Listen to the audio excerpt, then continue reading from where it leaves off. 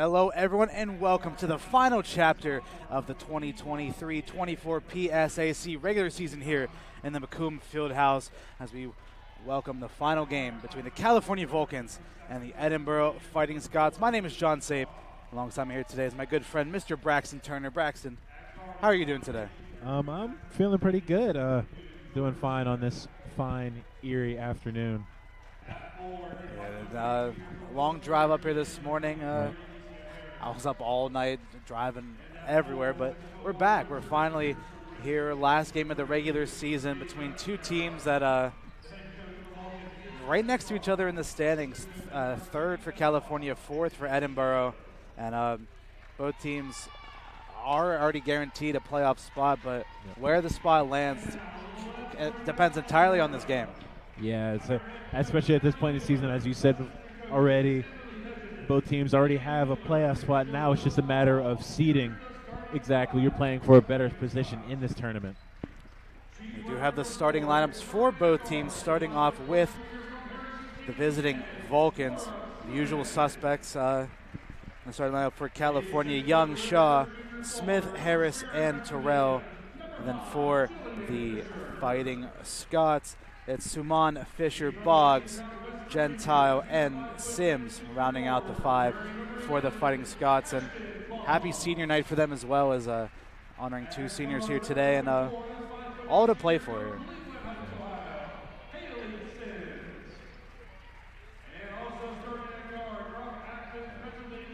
Last time these two teams played a little over a month ago at the Convocation Center, Edinboro getting a big win, 57-51 over California, and that was amongst the stretch where the Vulcans were in a bit of a rough patch. Yeah, if you look at this Edinboro's stats, they're really a fourth quarter team, meaning a good bit of a majority of their scoring for the whole season has come in the fourth quarter, and in that game alone, they outscored the Vulcans by 10. And as well, that game against Edinboro, like I said, in a bit of a rough stretch. But since then, the Vulcans, I think it was amongst a 3-game losing streak. But since then, 6 wins on the bounce for California has propelled them up the PSAC rankings. Their last game, a 61-60 win over IUP over the last week. Terrell, 25 points, 11 rebounds. Harris, 22 points and 9 rebounds. They came down from 16 points behind in that second half of the game against IUP to pull off a huge win. Yeah, that second game was definitely a completely different team than we saw the first time that they matched up. That first time they couldn't really get around their defense. Then the second game they were actually able to work something and get something going for themselves. The Vulcans in the road black and red, going from right to left. The Fighting Scots in the home white and red, going from left to right. Fisher and Terrell inside the center circle. Tip is won by the Vulcans, and they get us underway here inside of the Macomb Fieldhouse. Shaw dribbling inside, falling to the floor in an early travel here for the Vulcans. I guess what you've really seen throughout these games, that's an early turnover by either side, really. I guess always the start of the game jitters really starting to go through the players. Yeah, Coach Strom and Coach Wheeler for either side just, like you said, got to get the early game rust shaken off here to start. Boggs over now to Gentile. Gentile guarded by Terrell. Nice pass inside to find Suman. Suman jumper is good. An early first bucket for the Fighting Scots. Yeah, Suman just left wide open. A little bit of a late closeout by Young as she was there just to help the backside of that post defense. But a good find and a good jumper there. And Terrell nearly loses the handle of it, but able to tap it back to Smith.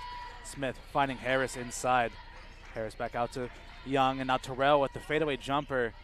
Double bounce, no good. Rebounded by Sims. Fighting Scots pushing things quickly. Sims, a killer off the dribble, and Sims inside. Attempt no good, high off the glass. Yeah, Sims, the leading scorer for this team. Really seemed like kind of a rare miss for her, as she's really aggressive going to the basket and is great in her shot selection, is really able to get the shots where she wants. Well, last time these two teams played 25 points for Sims as Harris inside. Can't get the roll to go. The Vulcans can't quite get the lid off the basket quite yet.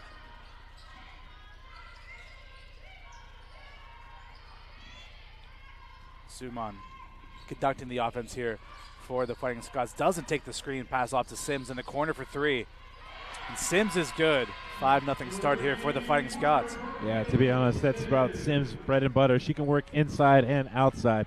Right now on the season, just below 40%. So the Vulcans would do well to try to keep her off the three-point line if they can.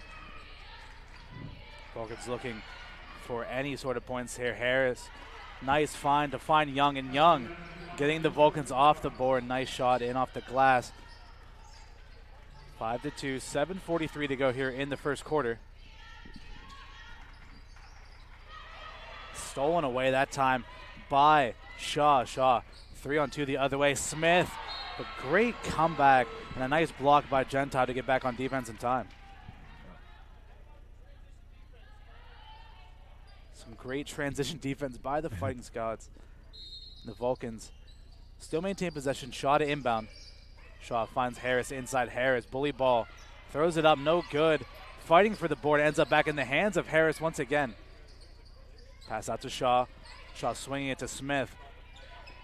Vulcans passing it all around. Shaw for three, off the mark, and a foul on the floor as a couple players went down.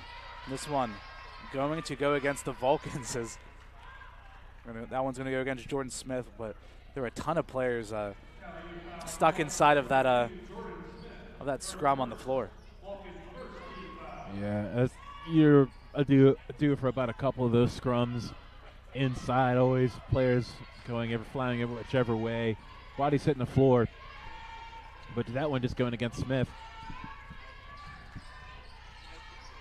Suman, nice pass inside to find Fisher, and Fisher, as easy as you like with a left-handed layup. 7-2, quick start here for the Fighting Scots. Yeah, I feel like at this point in the season, so many teams, at least with the Vulcans switching and whatnot, Shaw often ends up on players seem often twice her size, not necessarily twice her size, but taller than, just miscommunication on that backside and just leaving for an easy layup. Boggs spinning, twisting, turning, losing control of it. Harris unaware, bounces off of her leg, and Boggs able to get it back to safety. Gentile running in to Terrell and drawing a foul. As seemed like a couple players there for Edinboro just slightly losing control of the ball, but Terrell going to be the guilty party, picking up her first foul. Quick substitution. Smith out of the game, and Sierra Bermudez into the game here for the first time.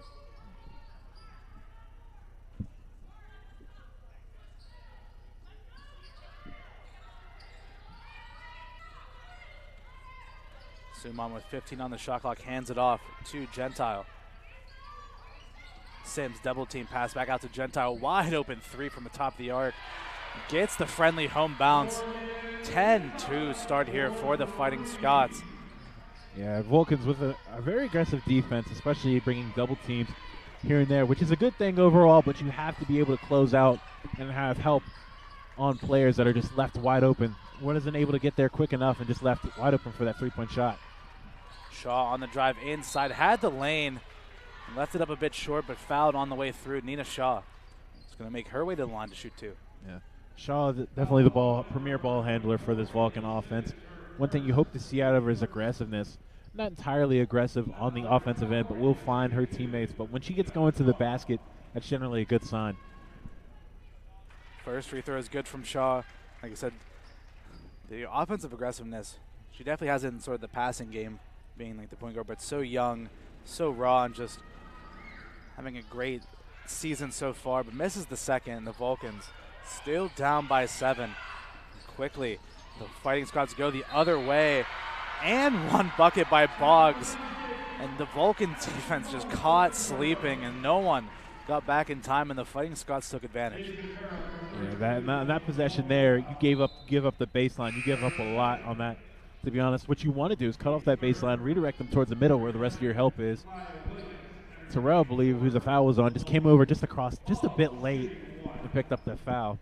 And the worst part is Terrell picks up her second foul there already, not even 5 minutes into the game. So in the game for the Vulcans, it comes Kamaya Williams. It's Williams now with the ball. Harris. Still off to Shaw. Shaw, nice crossover moves, pass it off. Williams on the near side. Hand off to Shaw, 11 on the shot clock. Shaw trying to create space, looking for an option. Gets it off to Young. Young driving into the paint. Tough floater, gets it to go. Yeah, Young, that's just her game altogether. Anything inside and around the basket, that's her shot. Again, the Vulcans a little bit lazy getting back on the defensive side, and that time the Fighting Scots couldn't take advantage. Bermudez off the pass from Shaw, and one on the jumper. Sierra Bermudez to the line for a three-point play.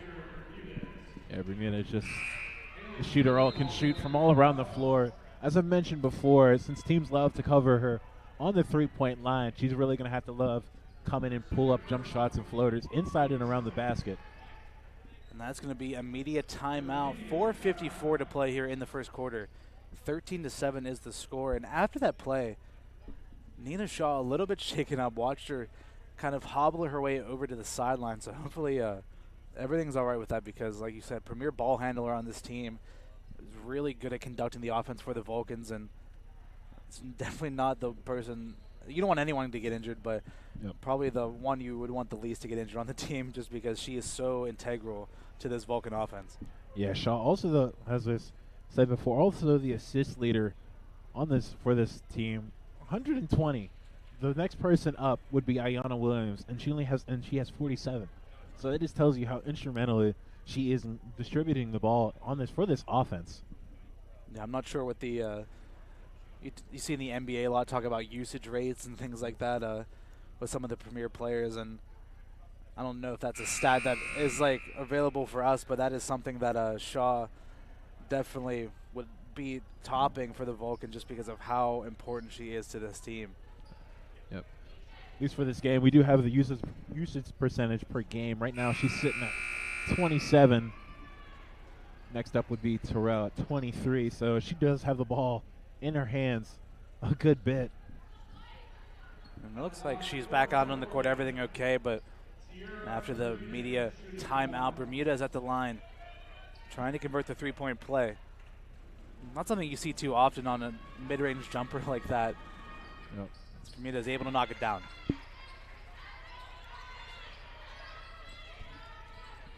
(13-8) the score. 4:50 left to go here in the first quarter. Boggs gets it over to Mullen, who just checked into the game here for the Fighting Scots. Boggs on the near side gets decked out by Williams. Williams, eye on the ball, just left an arm trailing and knocked down Boggs. Yeah, just got there just a bit late. She gets there second sooner. Call may have gone the other way, but had her, as you said, had her eye on the ball the whole time. Nice play in the passing lanes, just a bit late. Makes it seem a bit worse, too, as Boggs is repping the full face mask out there as well. Boggs now with the ball, driving inside, dumping off into the corner to Gentile.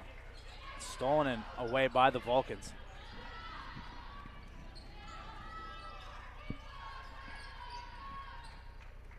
Shaw. Handoff to Bermudez, deep three from Bermudez.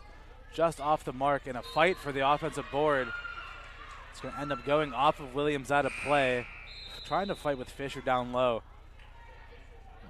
Another substitution here for the Fighting Scots. End of the game, Jenna Babay. End of the game here for the Fighting Scots.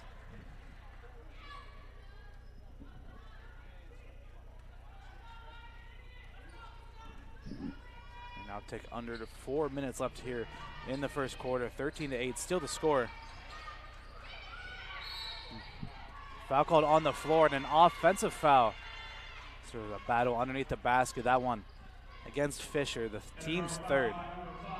You got to love that effort put in by Shaw, especially able to draw that foul inside. Again, she's had another mismatch, but this time able to work around it in her favor, so you have to love the hustle.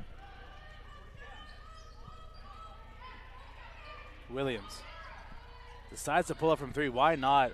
No good, but gets her own board, able to find Harris. Harris shot no good. Fisher able to get a block on Williams, and the ball just going all over the place. Harris finally able to pull it out. Shaw for three, way too short. An air ball from Nina Shaw. And quickly now in transition are the Fighting Scots. Mullen able to bring it back out. Nice handoff and a great speed by Suman inside Fisher. Passing it out, just a game of nearly as a drive inside, no good.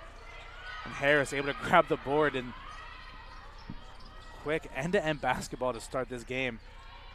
As like you said, both teams playing it just a tad bit sloppy here in the opening quarter. Bermudez with the handoff, driving inside. Bermudez as she's falling, no call. And Fighting Scots now the other way. Gentile inside, loses control of the ball again in a fight for it on the floor and a jump ball. Possession arrow favoring the Fighting Scots, so they'll maintain possession. Man, everybody's just on the floor today, play after play. That is definitely not a stretch of basketball that you want to review on the film. That for either side, just a bit all over the place from both teams, but the Fighting Scots with possession once again. Suman spinning herself in the lane, guarded by Shaw. Dumps off to Gentile. Gentile, nice crossover, spinning around Bermudez. Nice move by Morgan Gentile. That was just a beautiful move up front. Originally good defense by the Vulcans. There's kind of a little bit of a defensive breakdown, but that's where that help defense comes in. Shaw driving baseline and able to get that one to go, answering right back. Still a 5-point game, 2 of 5 left to go here in the first quarter, 15-10 to score. As I mentioned before, if you get Shaw going to the basket and scoring, that really takes pressure off your other players. Mullen. Haddad, nice pass inside, and another good finish once again by Mullen. Yeah, Mullen just taking advantage of the defense there. Backside defense really just kind of fell asleep, and a miscommunication on the back end. If you want to be even remotely close to winning this game or keep it competitive, you have to limit those unforced errors and mistakes. So the switching, the Vulcans a little bit just late on the back end as Bermudez draws the foul on the drive inside. Bermudez shoot 2 at the line. The foul's going to go against Sue on her first. The team's fourth. Back into the game is Boggs, and Bermudez back at the line. Yeah, Bermudez going to the line again. You really just hope she's, what I've seen before, it seems like she's almost forcing shots up. I mean, she's a shooter. I mean, shooters shoot, but you want to take your time on the offensive end. Kind of just, I mean, if that's her favorite shot and that's the shot she likes to shoot, go ahead and go for it. But, like, to me, she feel like she's just forcing them just a little bit too soon. She's definitely the type of player where if you're making the first 3, you're making about 10 of them that game. But if not, it could be a bit of a shaky start. So, like you said, it is something. It is a bit strange, or a bit at least an interesting strategy to try to test the waters with such a deep shot. But Bermudez, after making both, comes out of the game. Talia Gilliard checks into the game here for California. Suman spinning against from Shaw. Nice pass and a reverse layup attempt. That time from Haddad, no good. A beautiful find that time, though, by Suman. And under a minute left to go in the first quarter, the Vulcans are going to get off at least one more good shot here at the end of this quarter. Shaw, wide open mid-range jumper, nothing but net. Man, to be honest, it's just a couple times you have players, really she could have went to work earlier and just started going to work earlier. Had players stumbling almost in a way, and they're leaving her wide open. Really, you just hope that she just sees that she's open and takes advantage of it. Nice defense by the Vulcans, just forcing a tip ball. That was Gilliard, and Gilliard's going to jump on top of it, and the possession arrow favoring the Vulcans off that jump ball. California get the ball back, 27.8 seconds left. Shot clock turned off. The Vulcans have a chance. One more attempt here at the end of the quarter. It's about a 10-point game at one point. The Vulcans have cut it down to 3 and have a chance to tie it here. The end of the first quarter, 16 on the shot clock. All of the Vulcans besides Shaw underneath the basket, just waiting for the time to strike. And a violation against the Vulcans called underneath the basket. Yep. I think that's going to go on. I think that was against Smith. Just kind of instead of, I'm not sure if she's just unaware where she was, but just sat underneath, actually inside the paint. Everyone else just outside of it. But Smith, excuse me, great defense just to get back in time. Tips that ball out of bounds. 6.7 seconds left here at the end of the first. Mullen falling down, just throws it out of bounds, just trying to find a teammate. Guarded by Smith, and the Vulcans, they give it, they take it away, and they get the ball right back. Smith out, Bermuda's back in. The Vulcans maybe looking to find a three-pointer here at the end of this quarter. Yeah, let's say after that first error, get another chance now. 4.5 seconds. We'll see. Guess what they're able to draw up here. Shaw double teamed off the inbound pass. Williams, 1 second, runner at the buzzer. No good. Bricks it off the back of the rim, and that is the end of the first quarter here at the Macomb Fieldhouse. Edinboro 17, California 14. We don't have any commercial breaks, but we might take a second here amongst ourselves. We'll be right back here on CUTV, CUTV Sports 1, and the PSAC Network.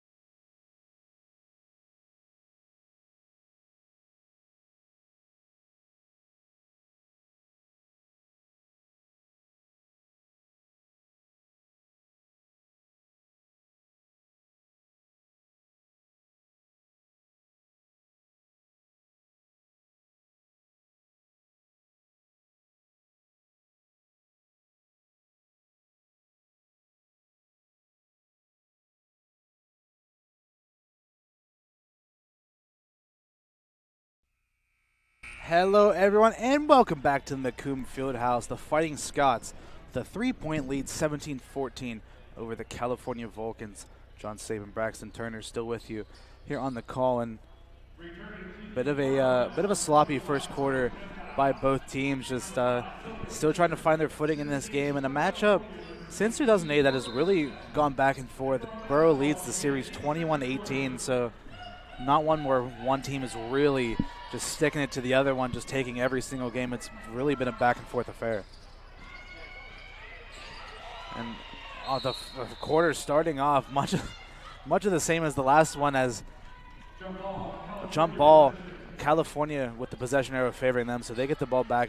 But once again, great defense. That time it was Shaw forcing a lack of control by the Fighting Scots and able to get on top of it.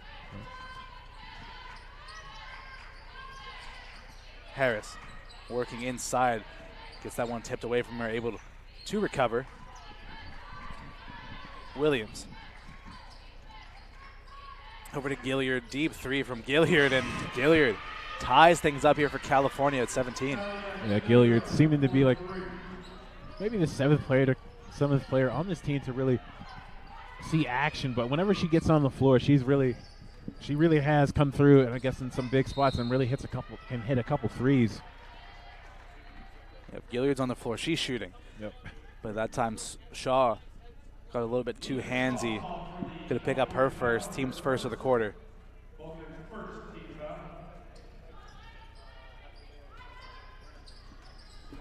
Gentile, nice crossover to get inside. Great find. Over to Mullen. Mullen off to Fisher. Three. Off the mark, no good. Gilliard able to grab the rebound. Vulcans pushing the tempo. Shaw finds Gilliard in transition. Gilliard able to create some space, but passes it back off to Shaw. Smith finds Williams inside. Williams jumping in between two players, and that time the ball poked out of play by the Fighting Scots. The Vulcans maintain possession. Yeah, that was just a tough pass to come down with. I'm glad. They better be glad that they even were able to retain possession. Williams somehow able to catch that. It was a good catch, but lucky to retain possession. Smith, 10 on the shot clock, driving into the paint. Jumper short. Rebounded that time by Mullen. Once again, great find, but Fisher can't knock down the shot. It's Suman just conducting this offense here. Great passes all around. Williams, mid-range jumper, too long. Harris camping underneath of it, but comes off her fingertips out of play. Seems like the Vulcans when they have the chance to take the lead, just haven't been able to take that bite quite yet. Yeah, I feel like right now they're just rushing just a bit when you can make the game slow down to your own pace or speed it up to your own pace. When you have the ball, you have that opportunity to do so. Right now, they're not really burning enough of the shot clock, at least in my opinion. Work the ball around a little bit more, take your time on a shot, and let the game come to you. Gentile working against Gilliard. Nice crossover, the left hand spinning once again and throws it up with the left hand, fouled on the way down. We've seen a couple of times down the court as Gentile gets the ball on this near side, crosses up to the left and then spins to the right, and able to create a ton of separation, and it's going to make her way to the line. That's when being able to read an offense really comes, and it's good practice to do is really read what an offensive player really likes to do. As we already seen a couple times, is a spoon move, and if you're able to use a spin move, that generally means the defense is playing a little bit over aggressive. So that just means probably fall back just a bit, make her use something else other than a spin move to beat you. Makes the latter half of the two. Still a 1-point game, 18-17 the score, 7:43 left to go here in the first half. Shaw, long mid-range jumper, and the Vulcans take their first lead of the game, 19-18. Shaw now with 7 points, leading all scorers in the game. Great passing, Fisher wide open for three. Nothing but net from Jillian Fisher. Great find from Shaw, and Young left wide open underneath, and just like that, game back tied back up at 21. Yeah, it's always the back and forth games. Generally as a player, you have to hate back and forth games because it's an all offensive matchup from there. It just basically means it can end in anyone's favor. You have to pick up the defense to really make sure you're able to stop them. Boggs driving baseline, fell down and lost control, and Young comes up with it. 2-on-1 the other way. Young finds Smith. A player went down underneath. Williams to Young, and one. Great ball movement from the Vulcans. Silky smooth, and Alicia Young to the line to convert the three-point play. Man, I got goosebumps now. That's just great ball movement and great unselfishness. That's what oftentimes the hallmarks of a great team.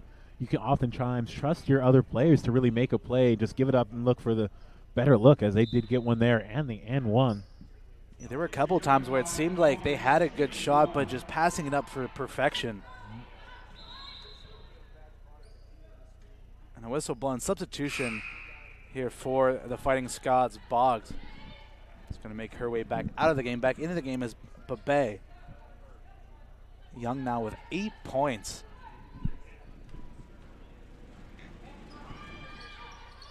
Can't make it 9. But Smith nearly came down with the board, but Young can't convert the three-point play, but the Vulcans have the lead once again, 23-21.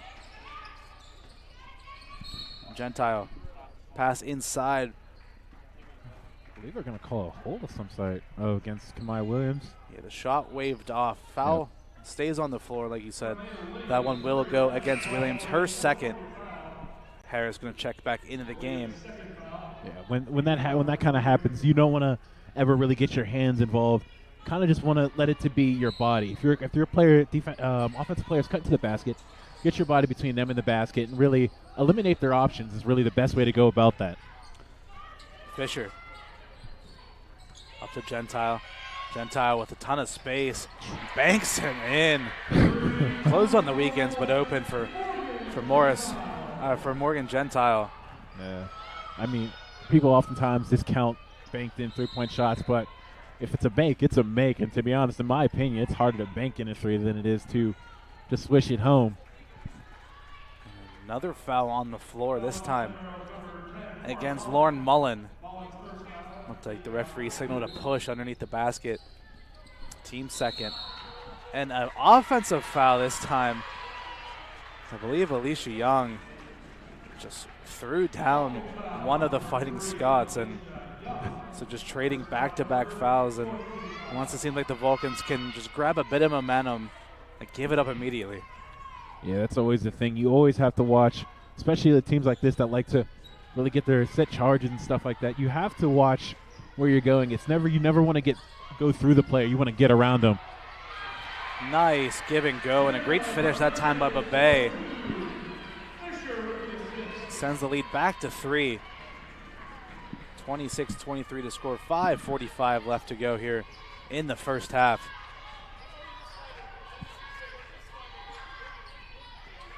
Young takes the screen, mid-range. Young driving inside, takes the contact, but another offensive foul. And that time, it's Babe scoring on one end, taking the charge on the other end. As I said again, you have to watch the players that like to take charges. You never want to go through. You never want to create the contact. You want to try to get around the defense. That way, if they fall over, it's more likely to be called a block than a charge. But if you're the going to want to create that contact, you have to watch players, defensive players especially, that are nifty enough to get their positioning right and go down. Yeah, Babe just got there so early, was just set up, ready to go. And they would have planned her feet, take the charge. 2 quick fouls for Young. And 5 now in the quarter here for the Vulcans. Babe dumping it down inside to Fisher, and Fisher is going to step out of bounds.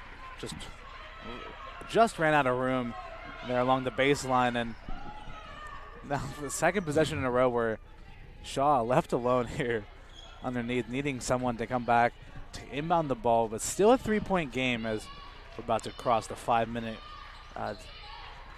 mark here in the second quarter. 26-23 the score. Shaw with a drive to the basket. Shot no good. Harris right there. Blocked away by Fisher. Sent it right back. Gentile. Smooth ball handling. Driving inside. Scoop no good. Bermudez grabs the board, and a foul underneath the basket by the Fighting Scots. Yeah, that's why boxing out is just so important. Able to come down with it and draw the foul. It's really what is needed when it comes to rebounding. That is going to take us to immediate timeout. 4:44 left to go here in the second quarter. 26-23 the score. We said immediate timeout. Looking at the conference standings, Gannon and IUP locked for first and second place, and Seton Hill locked for 6th place overall. It's the middle 3 teams, California, Edinboro, and Mercyhurst, all with a chance to fluctuate up and down the standings, but nonetheless, I believe the Vulcans guaranteed to host a playoff game on Monday afternoon. So when it comes to especially these types of games, as you were saying, I guess they're just as imperative. It's put the work in now, so it makes their job a little bit easier down the line. Because right now, you're, as mentioned before, playing really for seeding. So I guess we really will see after today where these teams will end up going. And I know coming into today's game, the Vulcans ranked 6th in the Atlantic Conference regional standings. And a game like this, very important, especially if they aren't able to win the PSAC. There's a couple of at-large bids for the teams for the NCAA tournament. You want to make sure that you have the best resume possible, putting up a great record and doing everything you can down the stretch. Like I said, if you aren't able to pull out the conference win like they did last year, you can at least get an at-large bid and have a chance to make your way to the dance, and anything can happen. Oh yeah. And as is said before, any team can beat any other team on any given day. I feel like it's even that much more the case during playoffs. Have new players really participating that you haven't really seen all season. Players starting hitting shots. Players may fall out. It's a whole much mess. That's why they call it March Madness, I guess. And sometimes there's just the legacy games. As another block inside by Fisher, but tenacious by Harris, able to get the rebound. And I believe an offensive violation that time by Harris underneath. And all that hard work to get the ball back after another block by Fisher. That's got to be 3 or 4 now in the game for her. Yeah. That's great defense up front, but really I feel like they're making their job easier when you do that. You're not really creating contact. You have to create the contact and take away their ability to jump on the defensive end. You do that, you really limit the player's ability to block a shot. Gilliard's 3 in transition, too short. Suman dribbling and driving all around the court. Gentile picked up her dribble, passing it off back to Suman. Switch on to Harris, 3:45 left to go. Mullen, Fisher, nice pass inside. Gentile just peeling off the back of Gilliard. Another basket for Morgan Gentile. 11 points now in the game for her. I guess that, you always want to front the post, but I guess that's where positioning really comes into play. Played over top of her at the top of the key. It's just a turnover there.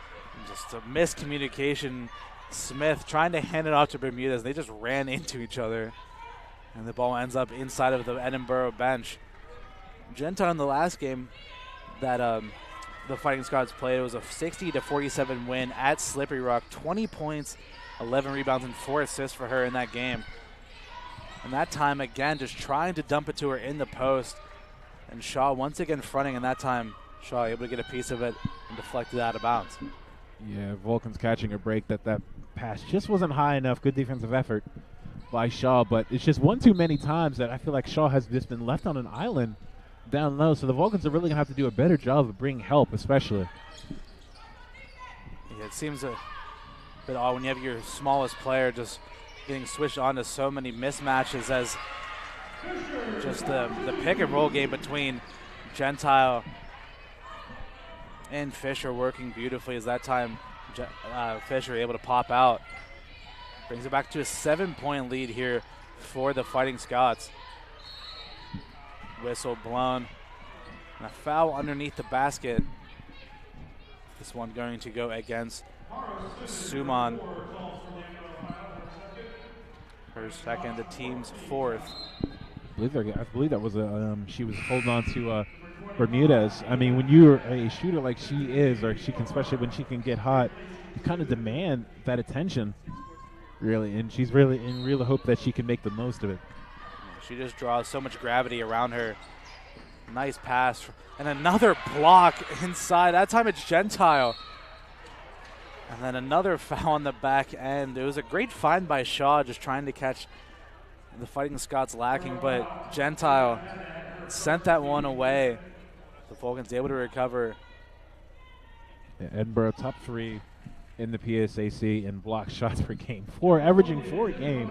As you can see why that is currently. Right now, the Vulcans are just making that easy. As I already said before, whenever you have a shot blocking team, really, they're generally going to go for pump fakes for one. And you also want to create contact on the shots to take away their ability to jump. And so if they swat and there's contact and they're going over your head, it's going to be a foul call. So you really want to just go at them. Really, the thing it's basically seeing counterproductive, but it's not. They're really aggressive on the defensive end. You have to be aggressive on the offensive end. You can't really fade away on them, and you can't really go just straight up. You have to go into the defense. Both teams now in the bonus here in the second quarter. Smith able to make the second, makes it a 6-point first half. Mullen crossing over to the left, turning away, finding Gentile again. Smith, energetic guarding her, switching on to Harris. Harris forcing Gentile maneuvering inside baseline, dumps it off. That shot no good, but Gentile able to smack it away, but Shaw able to come down with it. Shaw left a lane to the basket and fouled underneath. I believe it was Allison Kirby who got back on defense, picking up her first foul. So she just checked into the game. And Nina Shaw going to make her way back to the line.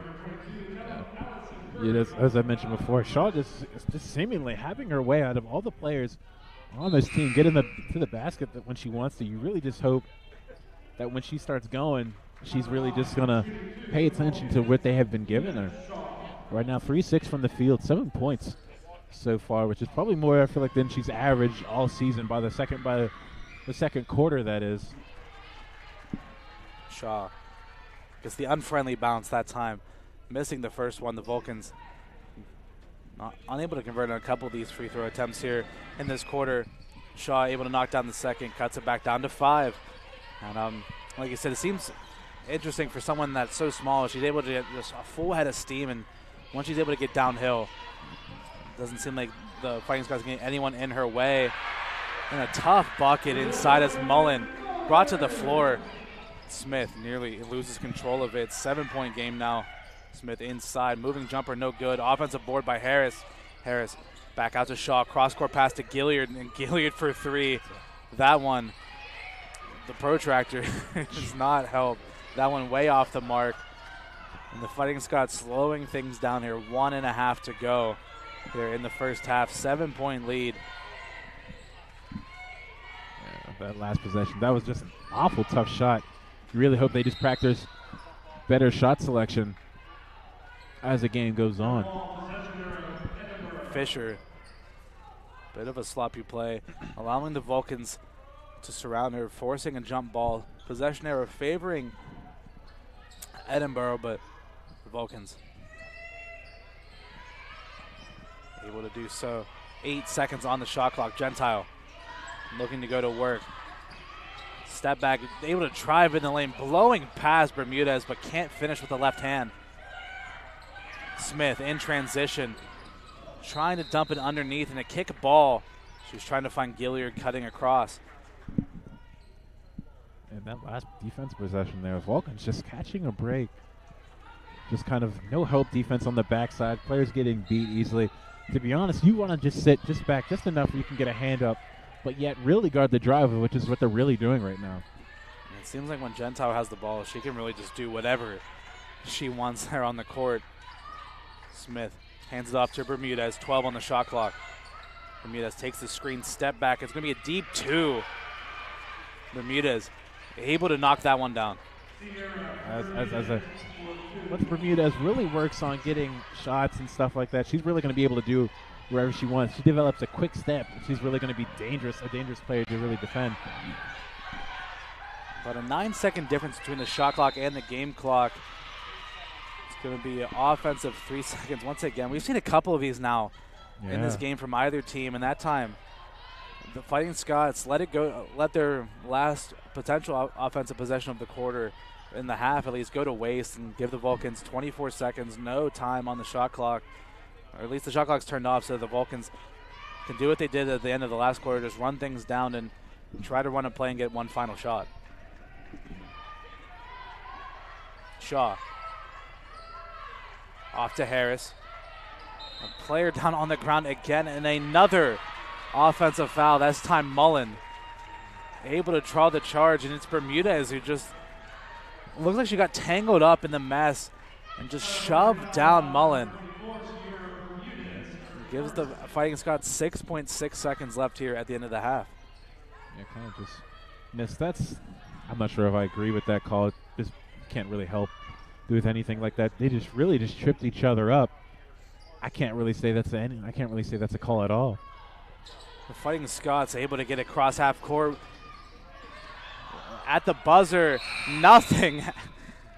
As Mullen had the ball and just fell down and rolled out of bounds. And that's going to be the end of the first half here in the Macomb Fieldhouse. Edinboro 32, California 27.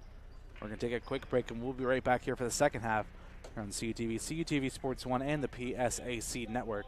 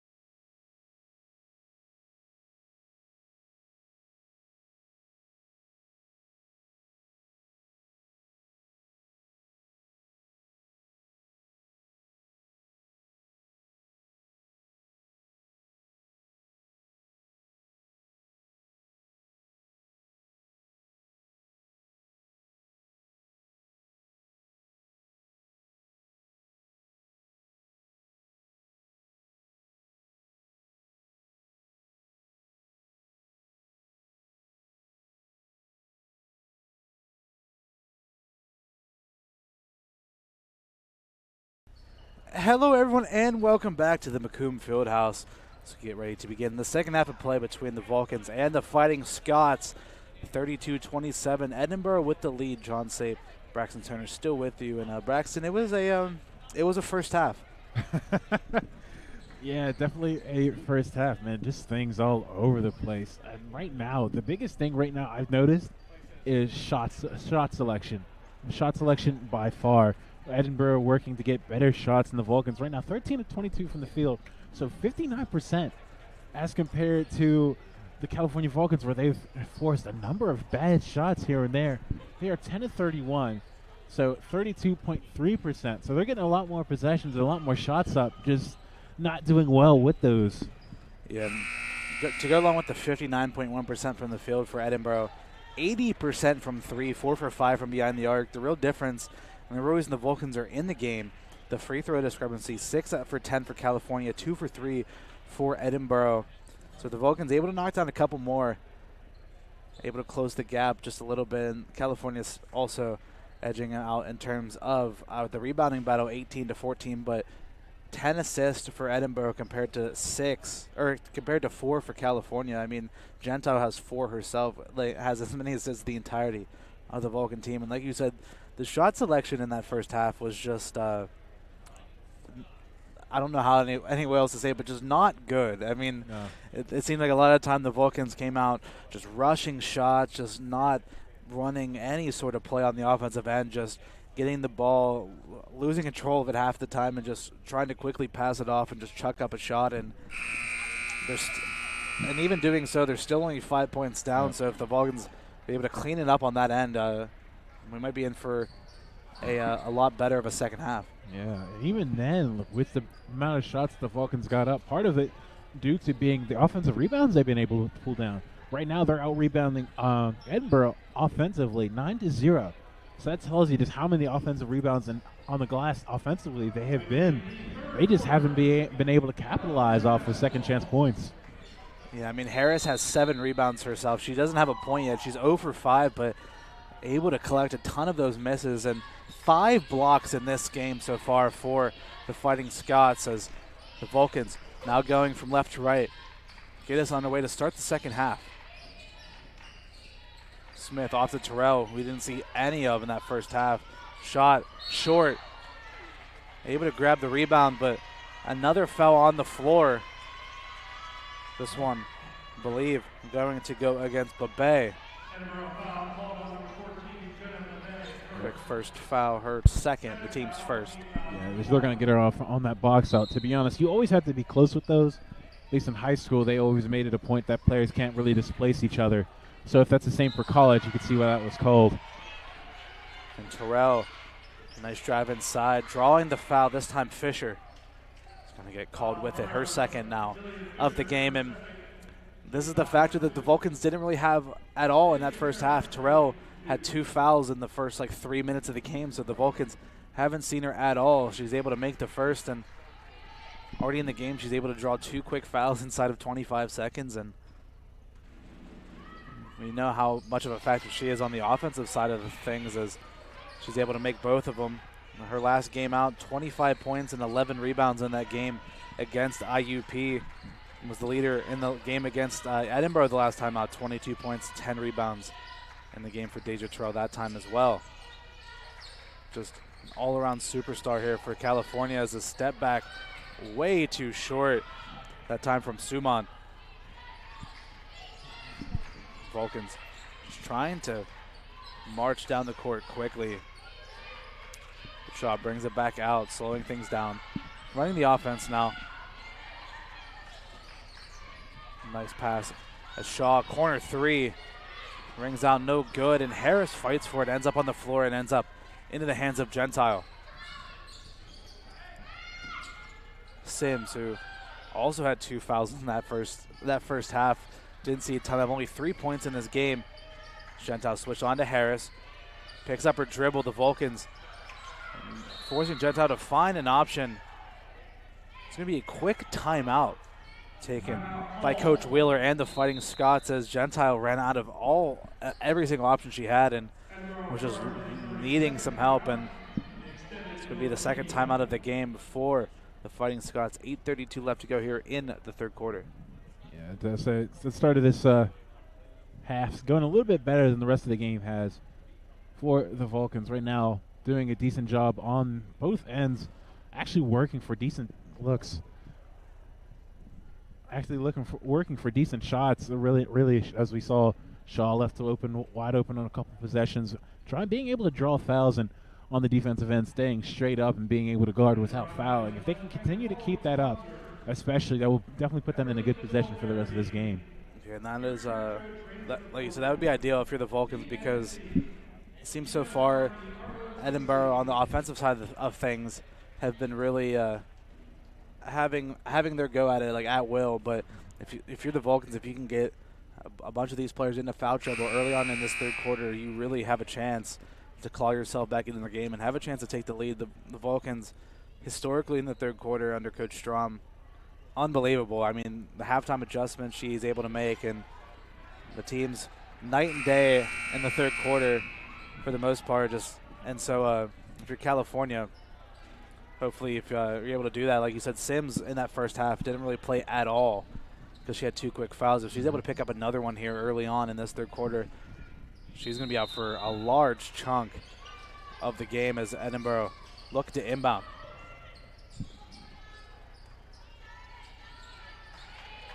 Suman hands it off to Boggs. 3 on the shot clock. Suman for 3. That shot blocked by Terrell. The shot clock turned off. Yep. Shot clock violation, but great defense by Deja Terrell.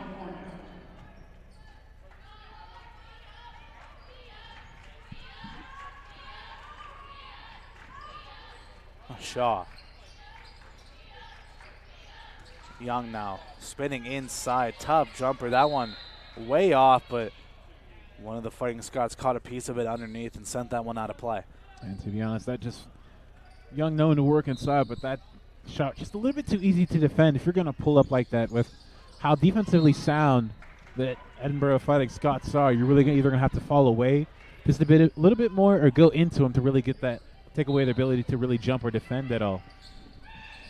Shaw trying to find someone on this inbound, able to get it into Terrell.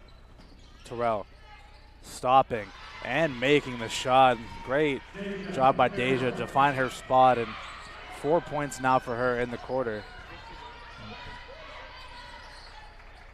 Crossover, pass off this time. Boggs trying to work inside, and Deja Terrell sends it out. Helps her back to her feet too. I mean, doing some bad stuff and the sportsmanship on the back end. Yep, you just got to love it all around.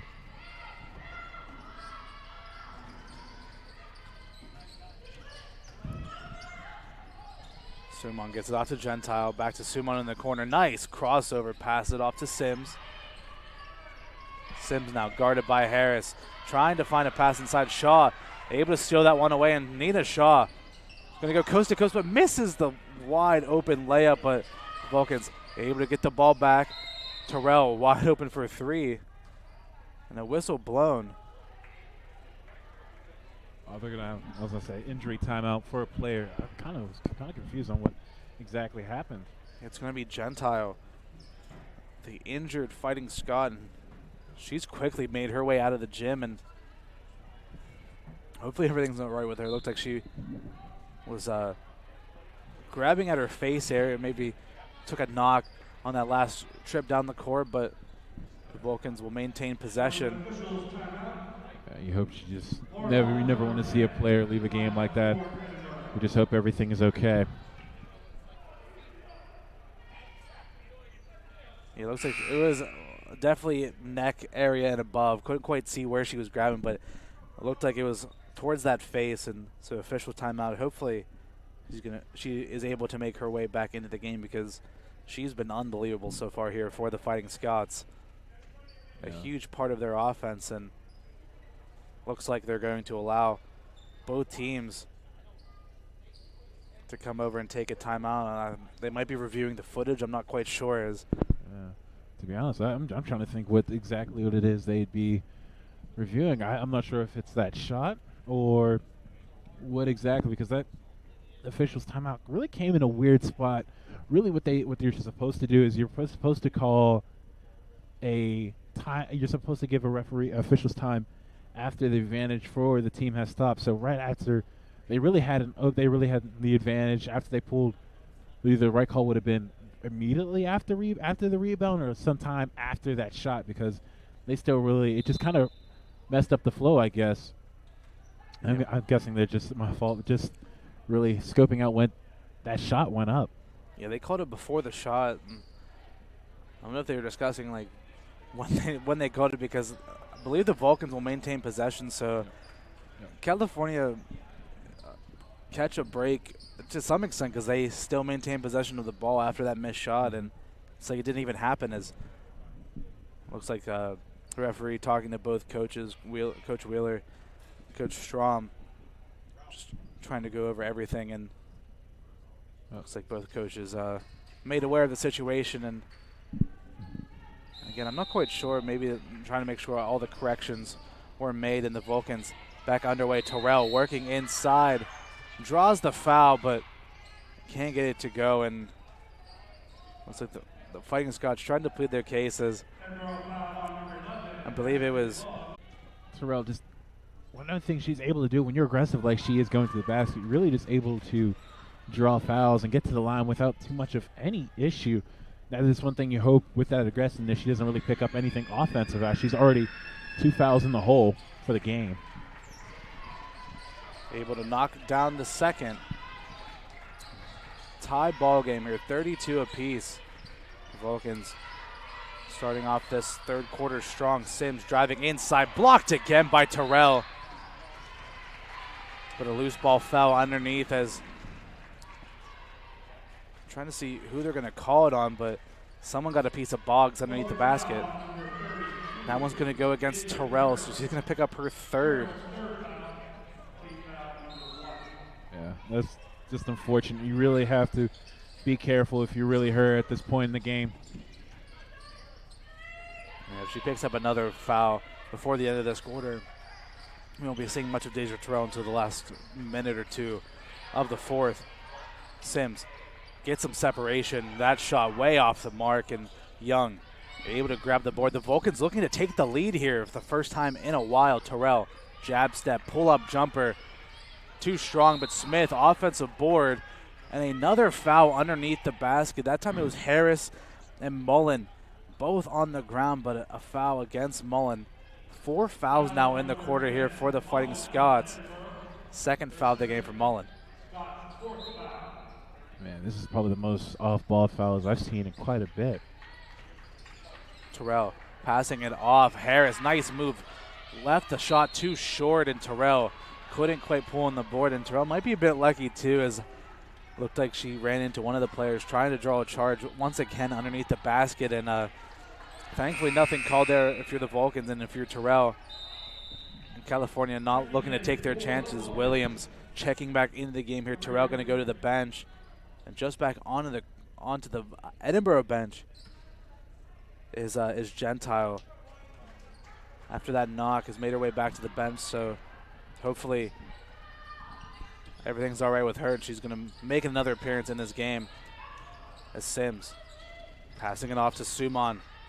Suman trying to find Fisher. Fisher able to corral that one in. Sims calling for the screen. Spinning away, passing off to Fisher. 7 on the shot clock. Mullen driving, twisting, spinning it off, passing off to Boggs. That shot too short. Harris with another rebound. Yeah, this is probably just one of the better defensive possessions I've seen by the Vulcans, able to close out in enough time, just keeping them just a bit uncomfortable and off rhythm. Smith, pump fake, going baseline, spinning away, tough shot. A good box out by Fisher. Suman going coast to coast, just trying to find an option. Gets it off deep. 3 from Fisher, too short. And Alicia Harris, another rebound in this game. And as I said, she just always seems to be in the right spot at the right time. 9-10 rebounds for her. So, of course, I feel like that's what she's about averaging per game. So always in the right spot, and great hustle just in general by Harris. Young Create some separation off the glass and in, and the Vulcans have their first lead for a while, 34-32. A stoppage for a substitution as Gentile is going to make her way back into the game. Mullen to the bench. 10 points now for Alicia Harris, or Alicia Young, excuse me.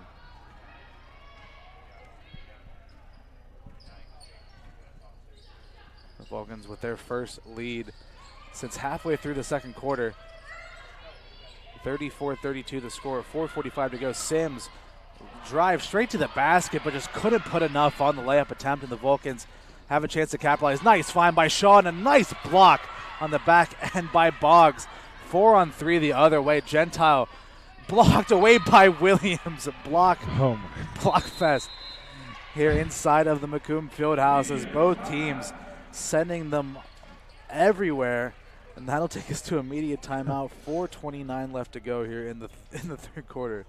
Man, that's just great. I guess great defensive showing by both sides there, just to not even give that ball a chance, not giving either team a chance to score. And really, what I mentioned before, if you really want to get it past a shot blocking team, you're gonna have to put your body between them and the ball.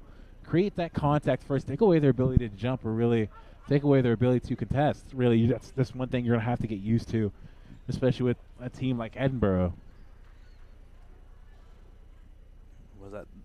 I think it was like 10 blocks in the game for combined, 3 for California, 7 for Edinboro, 3 from Fisher, 3 from Gentile, and 1 from Boggs there as well. And so just the coast-to-coast action of this game has to be exhausting for both teams, so it's really down to see who's got enough left into the tank going into the final 10-15 minutes of this game. And like we said, a lot to play for on the line here. I mean, both teams have already clinched a playoff spot, but seeding always super important, especially if you're able to get a big win on Monday in the first round of the playoff series.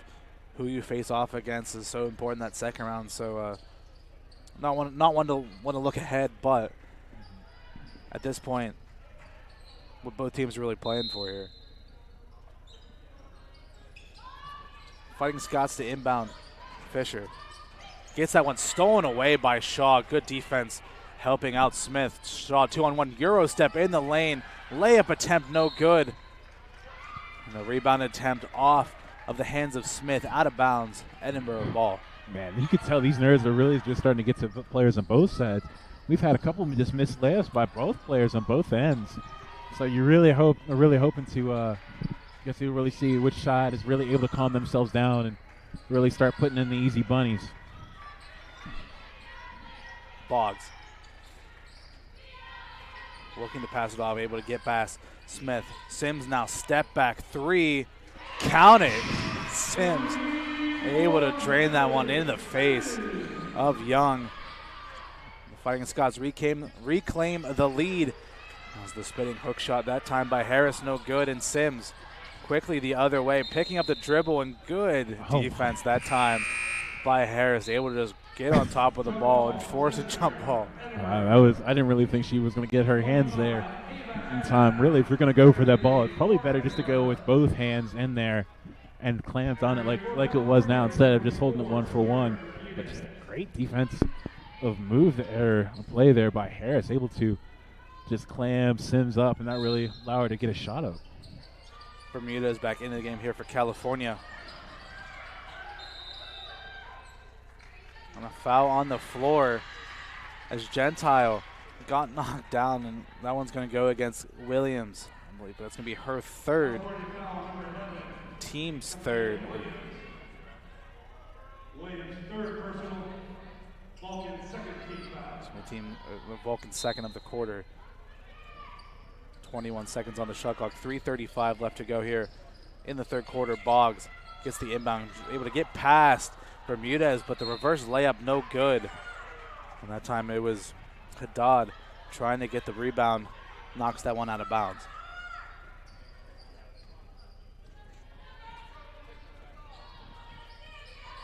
.324 left to go here in the third quarter.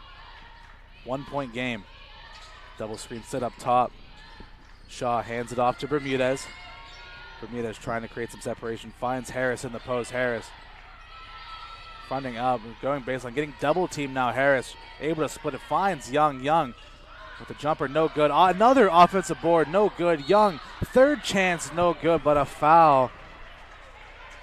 And Harris can't quite just get the ball in the back of the net. I mean, she's been trying so hard in this game. Hasn't been able to make a shot, but just the effort, the extra effort on the back end, getting rebound after rebound.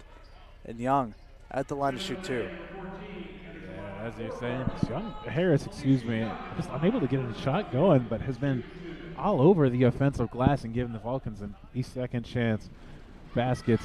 Young, one of the beneficiaries off of a pass and a rebound from her. Young able to tie things up here. 11 points now for her. Has a chance to take the lead here for California. And she does exactly that. 36-35, 12 points now for Alicia Young. Game high here. 2:55 left to go here in the third quarter.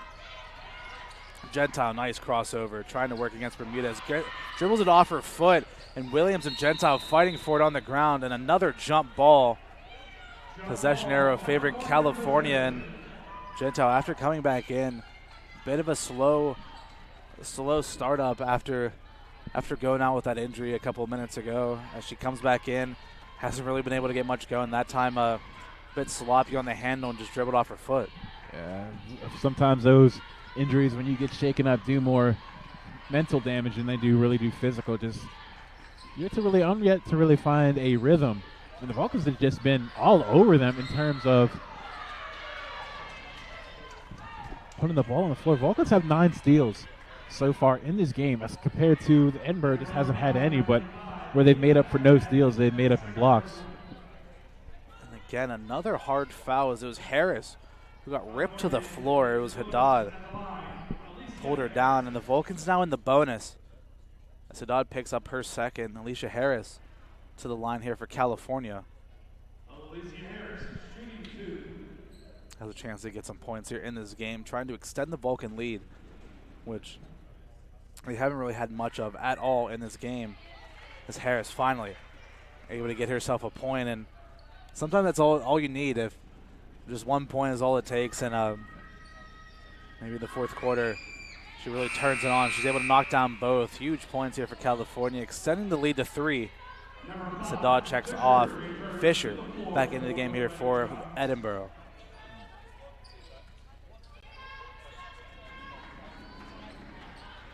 .20 left to go here in the third quarter. The Vulcans able to show some fight. This Babay had a lane, but decides to spin her out, passing it off. Gentile, long three, and just line drive shot straight into the basket.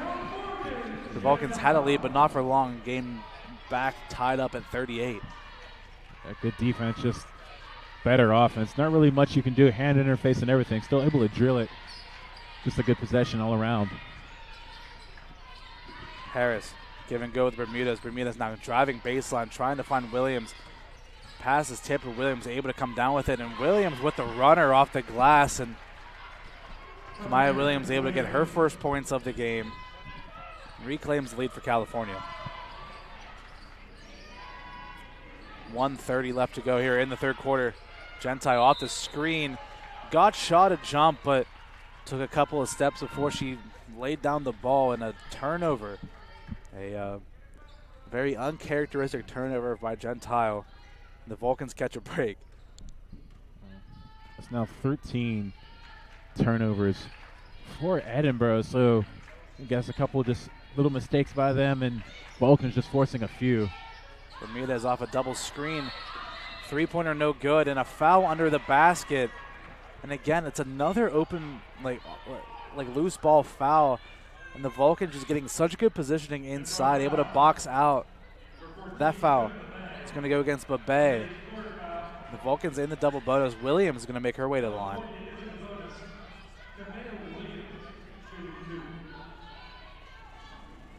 I guess now you really got to watch, boxing out. As I mentioned before, seems like referees are going after displacement of a player on the box out, so you really have to be careful if you're either side to not really pick up an unnecessary foul. Williams misses both of them. We're going to talk this over really quick. They're going to change the call. Like you said, the initial call was it came off of the Vulcans out of bounds. But they're going to say it came off of a Fighting Scott out of bounds to the Vulcans. Even though they missed both free throws, still have the ball underneath the basket with a fresh 30 on the shot clock. 1:09 left to go here in the third quarter. Shot inbound. He's able to get it in just fine. Young hands it back off to Shaw, and Shaw brings it back towards half court. Hand off to Bermudez. Another deep three. Bermudez able to find the bottom of the basket. Double digits now for her and the Vulcans. Ballooning up to a 5-point lead and just storming back in this third quarter. Suman, crossover, spinning, finding Gentile, pump fake. Gentile now for three. Can't answer back. That one came off of Babe out of bounds, and the Vulcans, just everything coming up right in this quarter here for California. Now have the ball with 37.2 left to go and have a chance to maybe try to extend this lead going into the fourth. Shaw going over to Coach Strom and not taking the timeout, but Strom giving her the play. 25 to go, 18 on the shot clock here for California. They're going to wind things down as much as possible. 6-second discrepancy in the shot clock and the game clock. Shaw, Young, give and go. Shaw going baseline, pass off to Bermudez. Bermudez loses a hand on it. And it was Mullen who came down with it for Edinboro, but just touching the out-of-bounds line. So the Vulcans, with 4 seconds left on the shot clock, have the ball to inbound Shaw. The inbound pass here for the Vulcans. Need to get something in quickly, able to find Harris. Harris got a Fisher to jump, and Fisher nearly jumps over top of her. And Harris able to draw a foul. Man, just a good play there, a pump fake by Harris. I have said before with how you have teams that are really shot block hungry, like this team is here. It's a Fisher with already 3 blocks in the game. You know she was going to try to get another. Pump fake is all it takes when you have an overly aggressive defense. And so finally doing that and finally being able to get to the line. And maybe that's something that the Vulcans talked about during the halftime, just like you said, when you have players that are overzealous just trying to get these blocks, just throw up a quick pump fake as Harris at the line can extend the Vulcan lead here as she misses the first free throw. I mean, the Vulcans outscoring Edinboro 16-6 in this quarter, but only shooting 4 of 18 from the field. It's 7 for 10, well 7 from 11 now from the free throw line. It's really where it's at. Make it 7 for 12 as Harris misses both. 5 seconds, Gentile crossing up, spinning away. 2 seconds, passing it off, and the shot not in time as Mullen able to knock it down, but it isn't going to count, and that is the end of the third quarter here in the Macomb Fieldhouse. California 43, Edinboro 38. We're going to take a quick break, and we'll be right back here on CUTV, CUTV Sports 1, and the PSAC Network.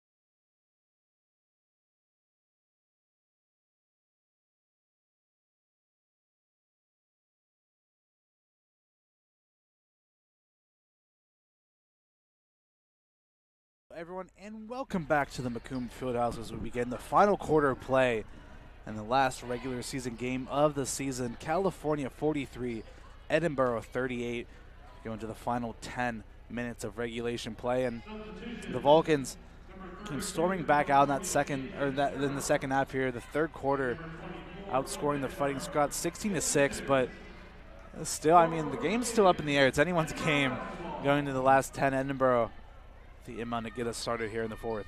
Yeah, I'll say this game is probably just, all but over. Vulcans, as we've seen, their stats show that they do most of their scoring in the third quarter. As for Edinboro, it shows that they do most of their scoring in the fourth quarter, so you have to watch and be able to play defense.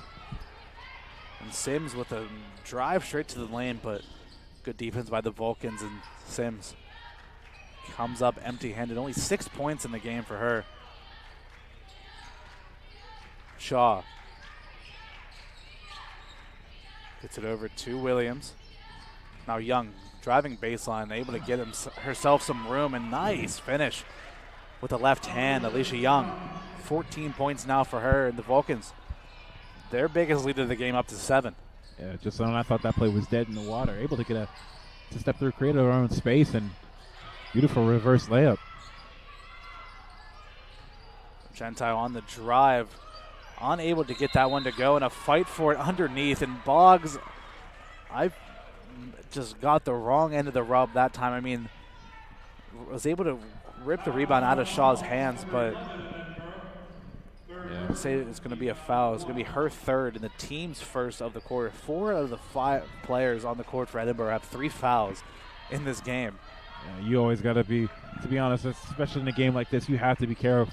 The refs are going to start calling a lot, especially the closer this gets and the more the tensions rise. So always have to watch to get some plays like that, especially. And Young on fire, mid-range jumper for her. And Edinboro going to take a quick timeout. The Vulcans with a 9-point lead, 16 points for Alicia Young. Just balling out here. Up in Edinboro, I mean, this is the perfect time for the Vulcans to try to catch some momentum. Like I said, it's a bit of an off and on season. Looks like at times they're playing super well, super efficient, just shooting the lights off of the ball, but other times just really struggling to get anything going on the offensive side. And like I said, after a rough middle patch in the middle of the season, that 3-game streak, able to get 6 wins on the bounce and looking to make it 7. And if there's any time to catch fire, it's right now heading into the playoffs. Yeah, Young, matter of fact, I feel like these last few games that we've seen, Young being a little bit more passive, I guess, just on the offensive end. So I believe this is probably the most shots she's taken in a couple weeks. So she's definitely feeling it. 7 of 10 from the field, so 70% and 2 of 3 from the foul line right now. So to be honest, I just keep feeding her the ball. Just keep it moving, because right now the shot selection has been altogether a lot better in the second half as compared to the first half. Definitely rushed it in the first half is California, but now it's taking their time, actually starting to settle in and doing what they're supposed to do. And that's been a big part of a lot of the Vulcan success I feel this season, is the growth of Alicia Young. I mean, last season got a decent amount of minutes off the bench, but offensively this season, just night and day compared to last year, just really has grown into a well-rounded offensive player. Terrell able to get a tip on the pass, and the Vulcans get another steal. Shaw trying to bounce past that one into Terrell, and the Fighting Scots able to trail a foot.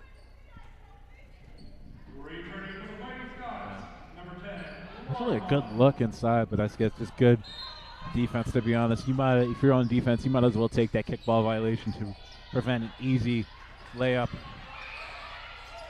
And Shaw and Terrell able to steal it away. That is one of the weirdest plays you'll ever see, as Harris able to score it. I mean, it was stolen away by Suman off the inbounds pass, and Terrell just rips it out of her and flips her in the process. And Harris, at the end of it, comes down with 2 points. The Vulcans able to get another steal, 3-on-2 the other way for California. And Shaw just disciplined, running timeout. 11-point lead now for California. And Shaw had the chance to try to push it, but veteran move, just slowing things down, taking time off the clock. Harris now working inside, loses her handle on it. Able to recover 9. Terrell for 3. And Terrell is good, and the Vulcans are on fire. 14-point lead now for California. My goodness, right now they're just riding a high, doing it all, both defensively and offensively. Gotta love the frame of mind just by Shaw, just to pull it back wisely and smart enough to set up the offense, set Terrell up for that 3. Just gotta love it all around by both sides of the ball here. I wish we had a replay. I want to see that like suplex by Terrell on the last defensive possession as Mullen inside 4 in the shot clock. Edinboro running out of time. Mullen on the drive, and Mullen is going to make her way to the line as Harris caught a piece of her. Finally, both sides have a chance to breathe here after a cagey couple of minutes there, but the Vulcans just doing everything so far in this quarter. I mean, Edinboro looking for their first points of the quarter. Yep. So they're able to get that one to go. Went a little over 3 minutes without having a point. So just the Vulcans, after that first half where it seemed like Edinboro could do no wrong on the offensive side, the Vulcan defense really has stepped up. So Edinboro only have 8 points in this second half. 6:50 left to play here in regulation time.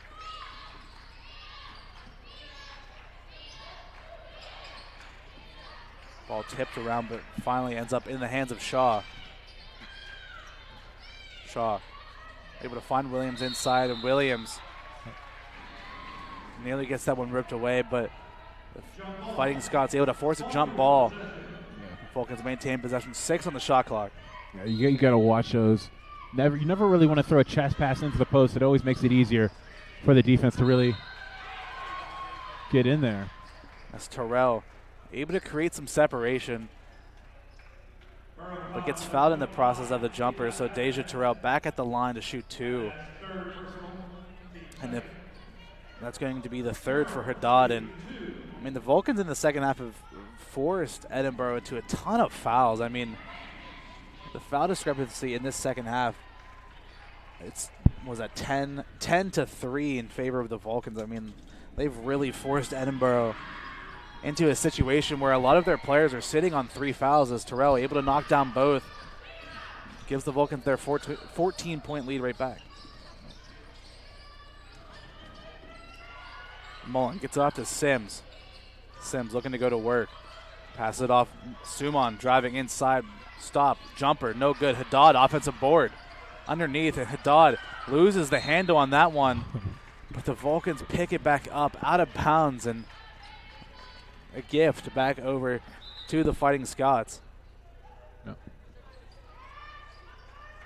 As they're going to talk about whether that ball hit rim or not. Yeah, that's exactly what they're going to look for to see if that shot clock will reset. And it will. So the Fighting Scots get a fresh 30 on the shot clock. Sims off the inbounds. 3-pointer too short. And a foul underneath as Terrell and Haddad were fighting for the board. Deja's going to pick up her 4th. Man, I don't know. There's just been so many foul calls on both sides of the ball. You have both teams going up for the ball. Unless the player was really just grabbed, both players, all players have a right to go after that ball. And I don't really think that was much of anything. I think these refs have just been a little bit too quick on the whistles. I guess especially when both sides are in foul trouble, it's not. I guess it's something you really don't want and you hate to see. But especially, I've seen so many off-ball fouls. I guess in this game, you just have at that point, you just have to let them play, because all players have a right to go after the ball, and if they're not displacing anybody or grabbing anyone, there's not really much to call. Yeah, it's not like both of these teams aren't physical. I mean, they're getting down there. They're trying to put it in some work underneath. But, I mean, like you said, all game it's really been like any contact really underneath the basket has been called, which has caused a ton of problems for either side, really, when you're trying to just approach the game where you spend so much of the time, pretty much all season,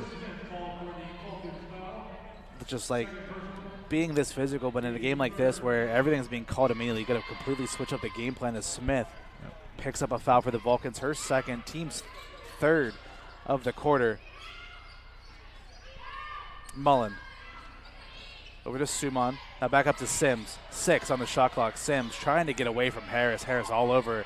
Gentile driving into the lane. Good hands by the Vulcans, but Gentile just chucks it up and able to get that one in there. Yeah, good defensive possession, but somehow Sims able to flip that up and in. Hey, scorers get buckets. Doesn't matter how. 16 points for her, tying the game high with Young.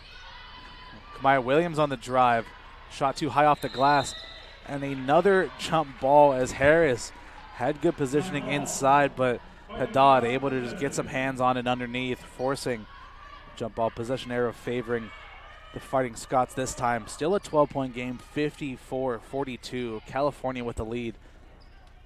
And if you're Edinboro, you need to start picking it up on the offensive side now. You got to get some nice quick buckets. Sims on the drive, able to blow past Harris, and Williams tried to get position underneath, fell to the ground, but Sims going to draw the blocking foul.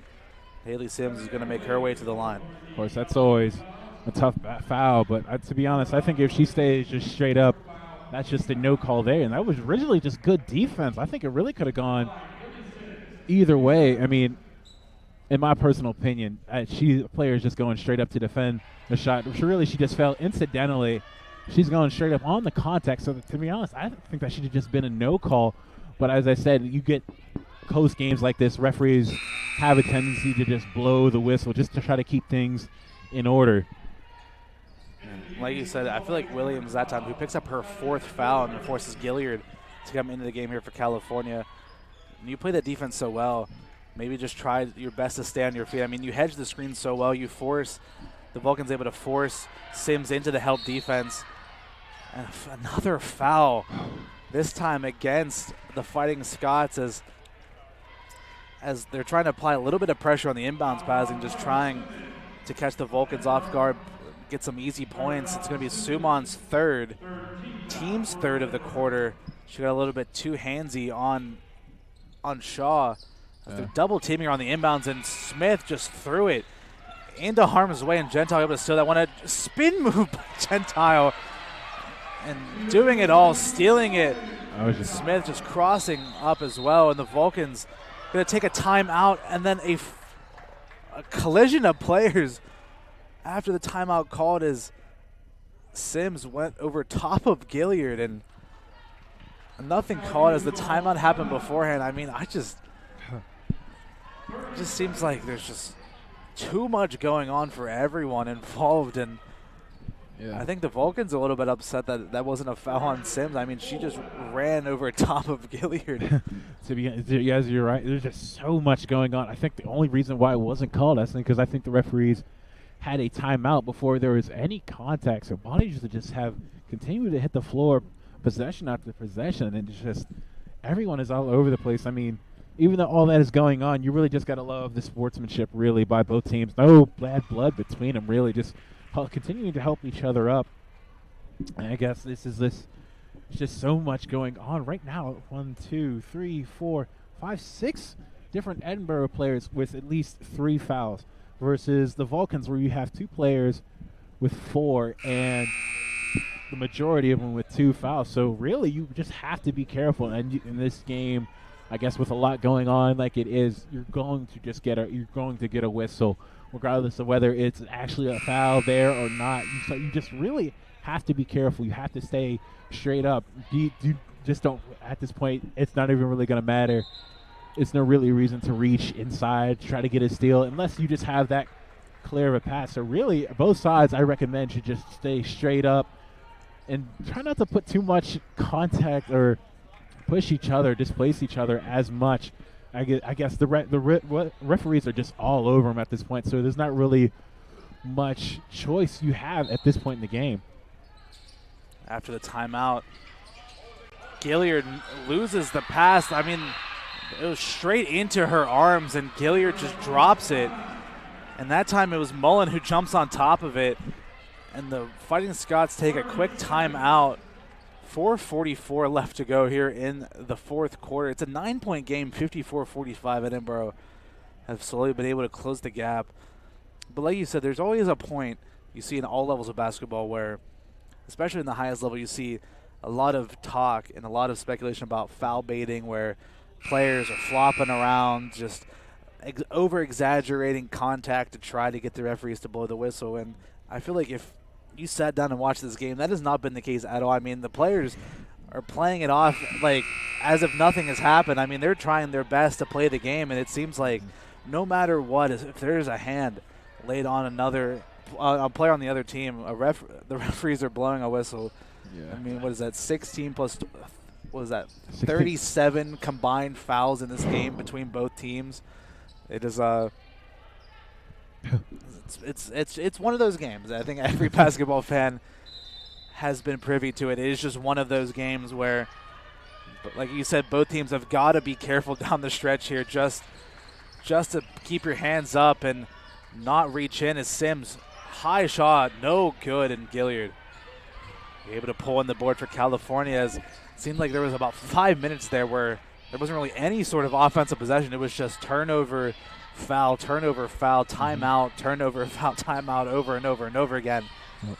And now the Vulcans have a chance to have an offensive possession here. Up 9, 4:14 left to go here in the fourth. Shaw driving inside baseline. Shot hits underneath of the rim.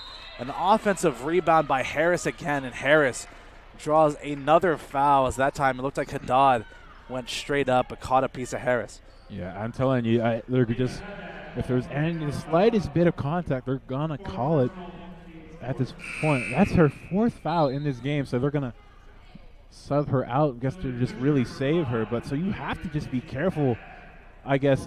He did kind of come over top just a bit, so it's just better just to stay straight up, try not to move too much of anything. If you lean over like she did at all, they're going to call it and hit you quick. So you just have to be careful. If you're the Vulcans, that's Harris. That's her third free throw in a row that she's missed.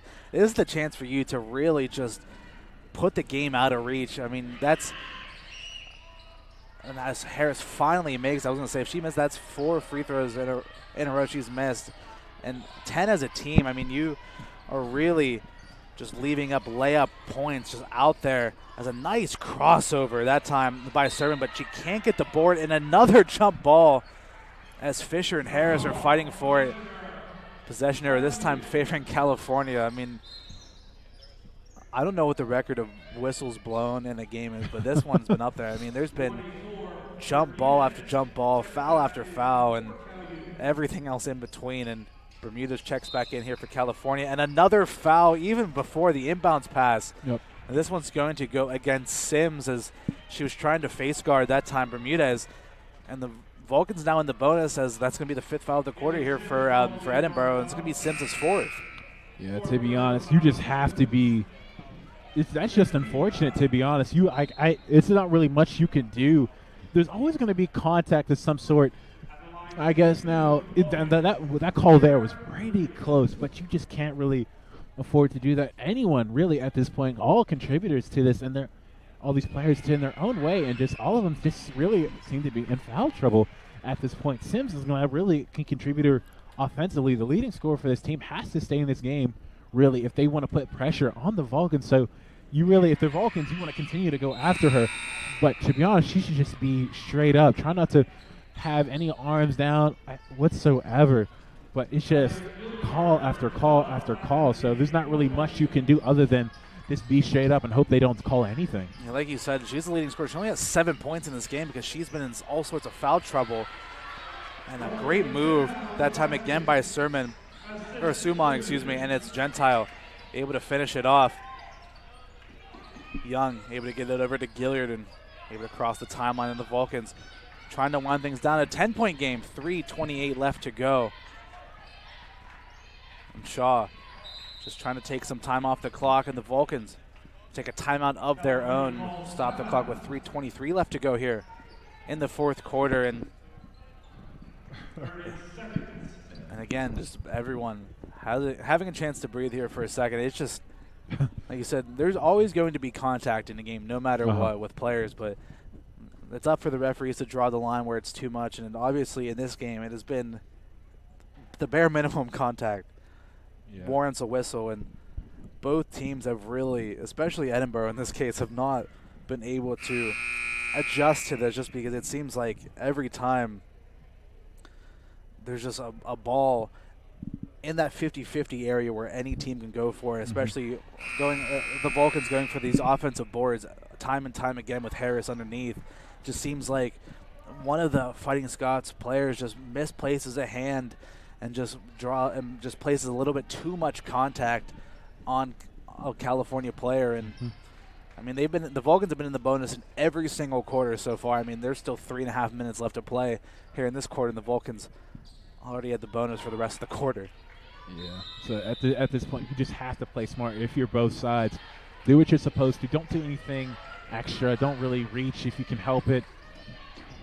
Bermudez deep three hits the front of the rim, and Young gets the board, and Young puts it in. I mean, great work by Alicia Young down low.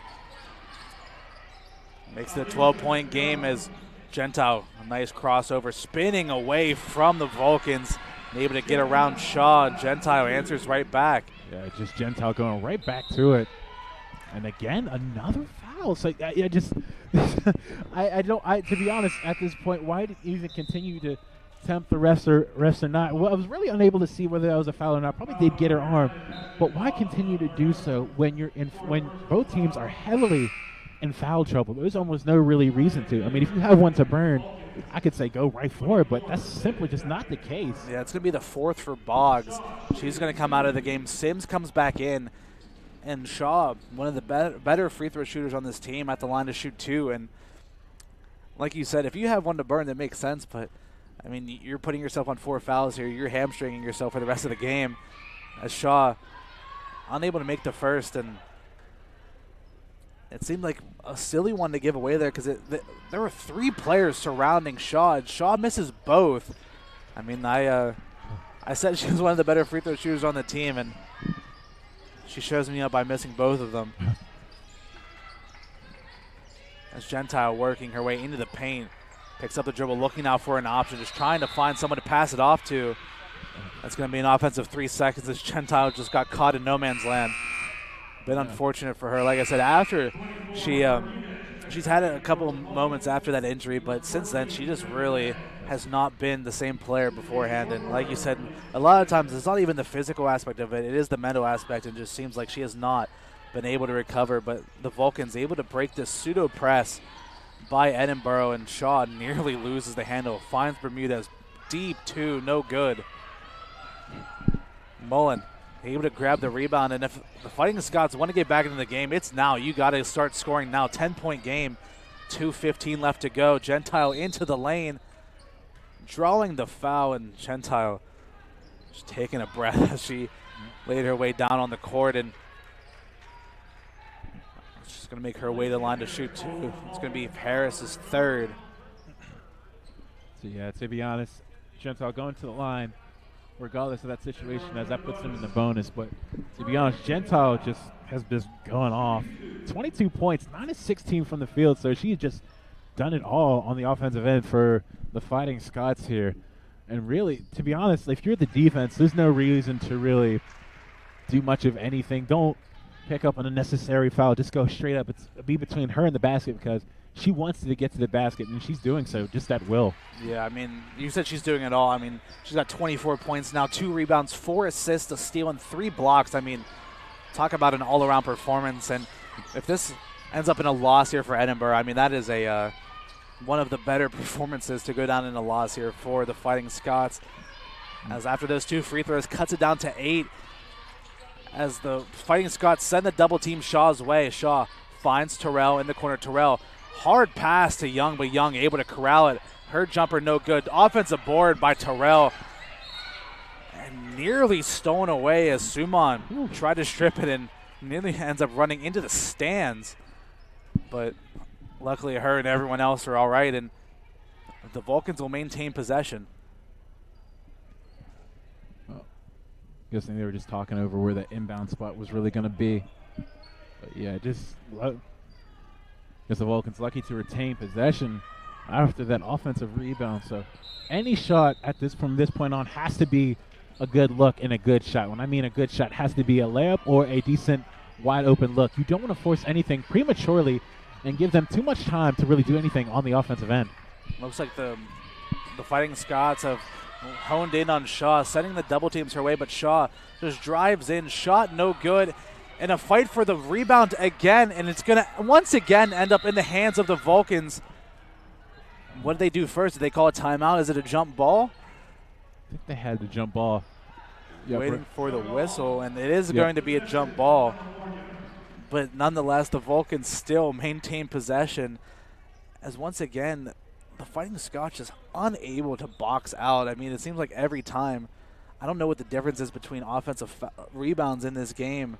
I mean, what is that? 22-5 in favor of the Vulcans. That is dominance in every sense of the word, and that is the big reason why why they have this lead. I mean, they've been able to just manhandle the Fighting Scots on the offensive glass, and still an 8-point game. 20 seconds on the shot clock as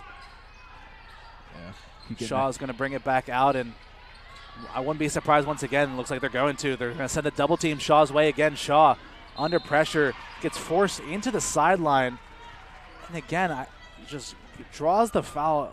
I felt like that's exactly what you want to do during the double team. You want to hedge her towards the sideline, use that as the extra defender, but that time just couldn't slide the feet over in time, allowed her to turn the corner and force another foul. That's going to be 4th for Suman.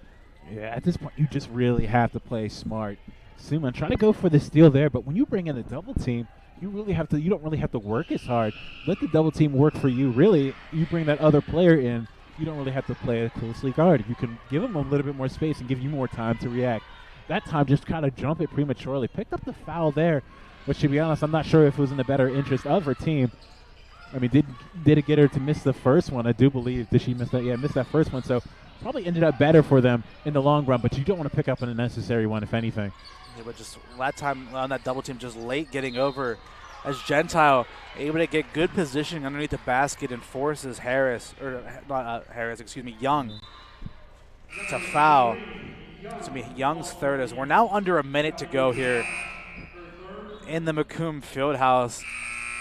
Bermudez is going to check back into the game, and a ton of substitutions for either side as Gentile at the line to shoot 2. Has a chance to make it a 7-point game. Edinboro still have a timeout left. I wouldn't be surprised if Coach Strom takes a timeout after these free throws, as Gentile able to knock down the first. Still 25 points in this game for Morgan Gentile. The senior, honored here on senior night, the transfer out of St. Bonaventure, misses the second. The Vulcans come down with the board. And Shaw fouled, and like you said, it might be too far out of reach to just want to play defense per possession. You're hoping Shaw misses these free throws, as she's missed 3 out of the last 4. It's going to be Suman and Sims back into the game, as Shaw is going to head back to the line. Vulcans on the afternoon have shot 32 foul shots. It's 32 foul shots right now, and they're 19-32, so just below 60%. Shaw finally hits another one to really keep them going, but that is a lot of foul shots in a game. 10 points now for Shaw. 3 for 12 from the field and 4 for 9 from the free throw line. Make it 5 for 10 as Shaw, ice in her veins, makes the pair. Extends the lead back to 10 as Edinboro, I believe, are going to take their final timeout with 56.2 seconds left.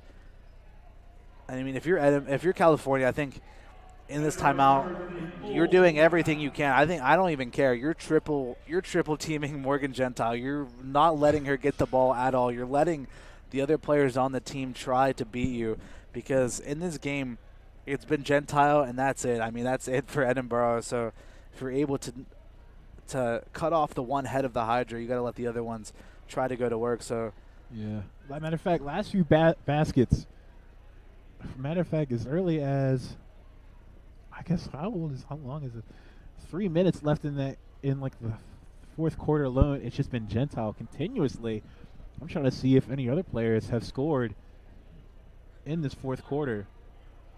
See, it's not till 5 minutes left that it was Sims that hit a free throw, but really all other scores just really have been Gentile, and you're right in that manner. Make someone else beat you at this point, because Gentile has just been doing what she's wanted, like in this fourth quarter especially.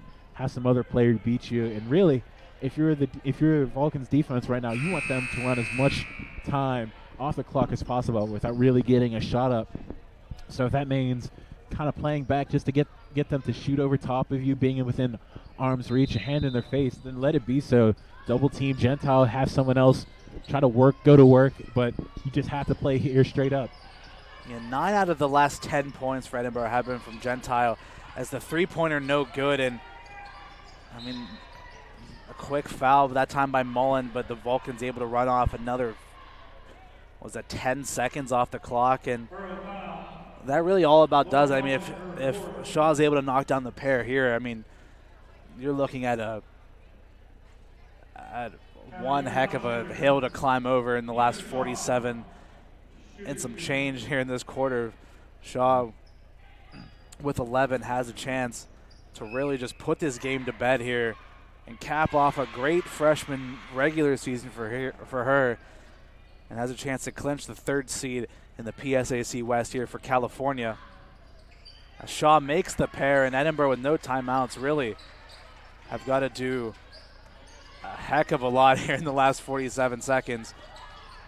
Sims just taking too much time. Fisher hands it off to Sims. Deep three contested by Shaw, and Sims drains it. Makes it a 9-point game. The Vulcans aren't home safe yet, as the inbound pass from Gilliard tipped out of bounds by Mullen, who almost stole that one away. Yeah, you just have to be smart with the ball. Just get the ball in is really all you have to do, because they have to foul you at this point in the game.